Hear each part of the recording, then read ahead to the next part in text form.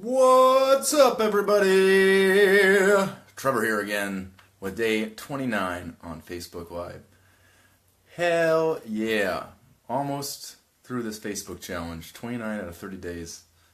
I've done a video every single day. Go me. So today, I've got a more upbeat story than yesterday. Today I'm going to be talking about the first time I tried skateboarding, and then later on, once I started longboarding, and that I got really into for pretty much my whole college career. So I got a few boards back here too that I'll pull out once I get to the longboards story, but let's talk about skateboarding. I'm gonna be honest, I was not much of a skateboarder. So I think the first time I got a skateboard, I was probably like 6 or 7 years old, and it was like just the cheapest skateboard you could probably find at Walmart. And I'm pretty sure it had plastic trucks. And if you know anything about skateboarding, that's a terrible idea to have plastic trucks. They should be made out of metal. But I had a skateboard, and I didn't know how to use it. I don't even think I tried it that much, but I remember specifically going down to the Bothell skate park, which is no longer there, unfortunately, and it was packed. I don't remember if it was my mom or my dad that took me to the skate park, but all of the quarter pipes were full of people. Like, everybody's just lined up on top of the quarter pipes waiting to drop in, and the half pipes full of people. It was completely packed. And like I said, I did not know what I was doing. So I went and climbed up the quarter pipe. It was probably like a 4-foot quarter pipe, maybe a 3-foot quarter pipe. It wasn't a big ramp. But I had no idea what I was doing. So at 6, 7 years old, I think I had a helmet on, and I'm basically just sitting in line on top of this quarter pipe, and I'm watching everybody go one after the other, dropping in on this ramp, and I'm like, you know what, that doesn't look that hard, I could probably do that. So my first try dropping in, I put my board down on the lip, I step on it, and I go to drop in, and I just fell 3 feet, splat on my face. And I remember I just fell right here, and it just took all the skin off my chin, and I was bleeding, and I was crying, and I didn't pick up a skateboard for a long time after that. I learned my lesson. Don't try and drop in on a quarter pipe as your first skateboarding move. You got to work your way up to the dropping in part.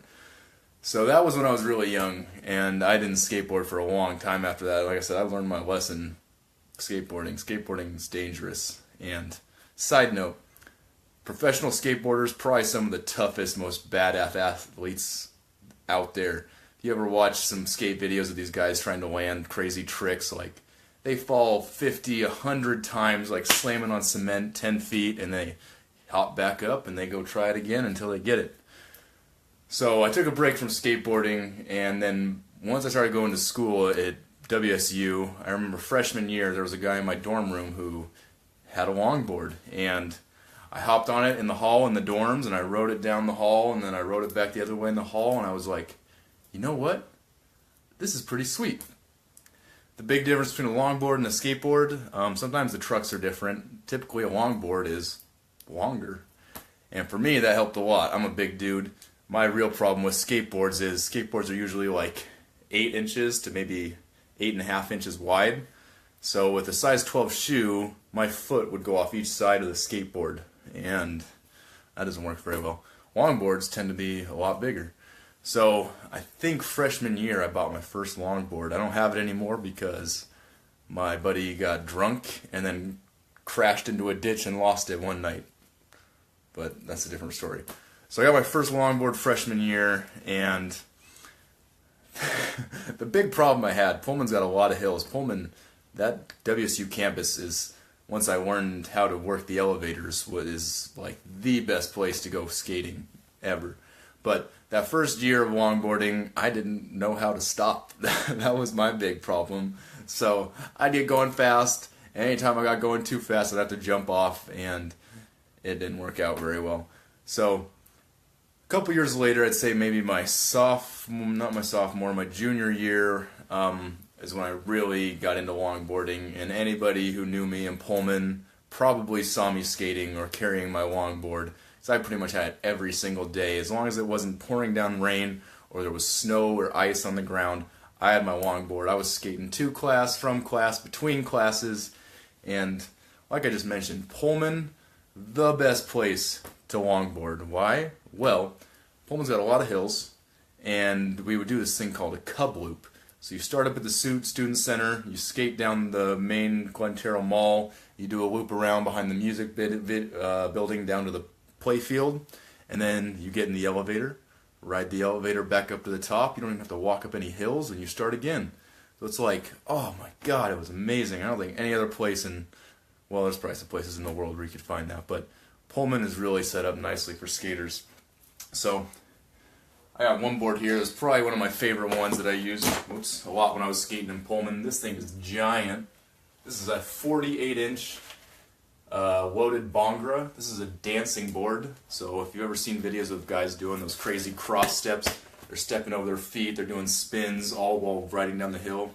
That's what these are meant for. This thing is a lot of fun because A, it's so giant that my feet fit on there, and you can do some really cool moves on these. So loaded bongra, flex one. Flex one is for us heavy guys that don't need it to flex quite as much. So this one was one of my go-tos. Downside of this thing is because it's so giant, it was heavy as hell. But hey, you only got to carry it up the hill, and then once you're at the top, then it's all smooth sailing. So if you try longboarding or skateboarding, you're bound to fall. You're bound to have some injuries. And I suffered my fair share of injuries. Oh man, you guys knew me in Pullman. The most common one, I don't know if you can still see it, but I would fall on my hands, because you don't want to fall on your face. And this chunk of skin right here would rip off pretty much every single time I fell on the ground. I don't know, I'm pretty healed up because I haven't lost that skin in a while. You can kind of see some scar tissue here, but that was the most common one. I'd be missing a giant chunk of skin off each hand. I remember I'd have to like wrap my hands up and then cover them in gloves and I'd go to work so I wouldn't bleed on anything. So that was the most common injury, skating. Let me see some of the worst crashes I had. I can think, I'll just talk about 3 of them. They were pretty bad. Let's see. Ooh. Let's talk about my face. So, not in Pullman, but in Bothell, there's a Cascadia, UW Bothell campus, and they got a parking garage. And parking garages are great for longboarding because you go loop around down to the bottom, get in the elevator, go back up to the top. So we're just putting around. Putting around means you're going slow, just doing whatever, and maybe going 5 miles an hour, and I hit a rock and just smack flat on my face. And just like that first time skateboarding, I took the skin off my whole chin. I think that might be what that scar is there. My upper lip and right off the tip of my nose, just like sandpaper. So that one was pretty bad. I remember I had some trouble explaining to my girlfriend at the time why I was missing all the skin off my face. Let's see, number 2 bad crash also happened here in Bothell. I had invested in a pair of crash pants, and crash pants are basically like underwear that have some pads on your tailbone and on your hips and on your quads so that if you fall, you don't hurt yourself as bad. And I'm wearing my crash pads, and I'm probably going 35, 40 miles an hour down a hill, and I tried to do a power slide to slow down, and I just landed right on my butt. Unfortunately, I didn't land on the padded part of my shorts, and I pretty much took off all of the skin on my left butt cheek. And that one really sucked because you can't sit down. I'm having flashbacks to just hopping in the shower after I lost all my ass skin. So that was number 2, pretty bad one. 3rd one, last crash I remember that was super bad.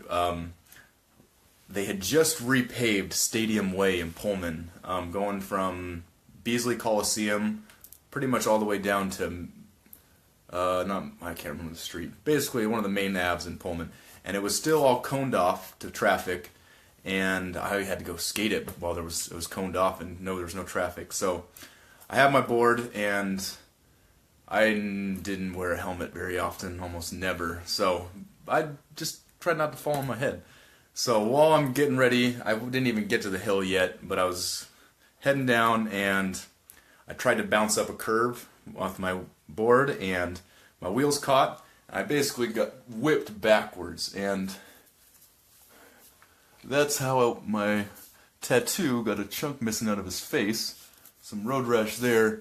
And I took a chunk out of the back of my head, and my head was bleeding a little bit too. So one of the few times I really wish I was wearing a helmet longboarding. But yeah, in Pullman, that's where I fell in love with longboarding.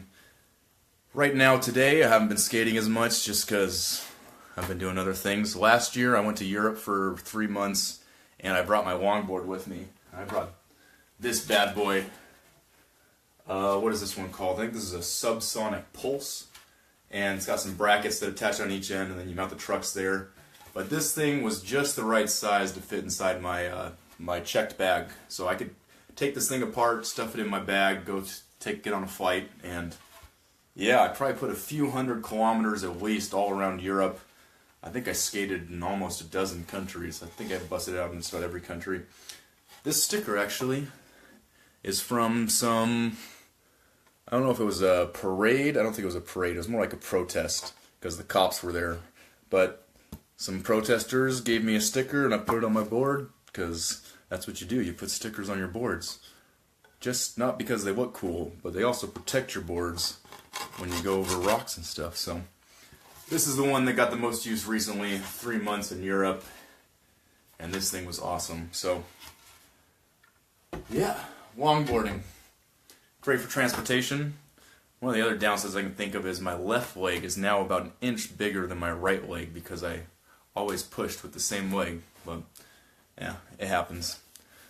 So that's my story for today, guys. From the first time I tried dropping it on a skateboard and took all the skin off my face to taking all the skin off my face again, and the skin off my ass and the skin off my hands. That was the most common one. So thank you for watching, guys. This is day 29 in the books, and I got one more video for you guys tomorrow before I head to Colorado, and I already know what I'm going to talk about that one, but I'm not going to spoil it. So I will see you tomorrow. Have a wonderful Tuesday night.